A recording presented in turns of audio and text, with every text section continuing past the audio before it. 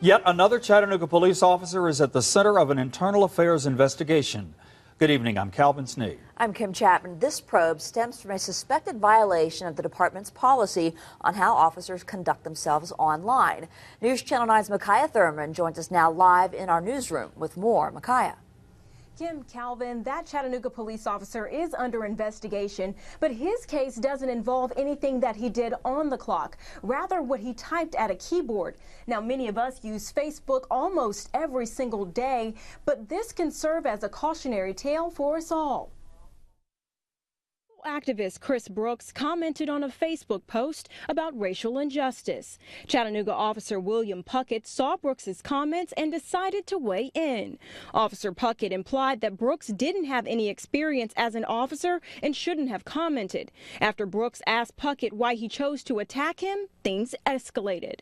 That's when he made the derogatory comments, the misogynistic comments that are inappropriate about women, and he was indicating that about Chris. Brian Merritt is one of Brooks's 3,000 Facebook friends who read the Facebook chain as it unfolded. In the following comments, Puckett said, quote, "Real men work," but it was the second part of the post that got him in trouble. The idea that an officer can come out and say really, really, really beyond the pale demeaning terms for women, and then use that to talk about activists in the community is chilling. Brooks took a screenshot of the thread, which eventually got back to the police department, who is now investigating the possible violation. Officers are held to a strict social media policy that requires them to follow codes of conduct while online. The president for the Fraternal Order of Police affirms the department's policy has always been clear. Ultimately, we also want to protect our members' rights to their freedom of speech. But case law tells us that employers can restrict employees' speech. O'Brien has a recommendation for officers who choose to post online. And if they're going to maintain a Facebook page, that they do not have anything on their page that identifies them as a police officer, so that it does not appear that they're acting as a police officer when they're commenting on a situation.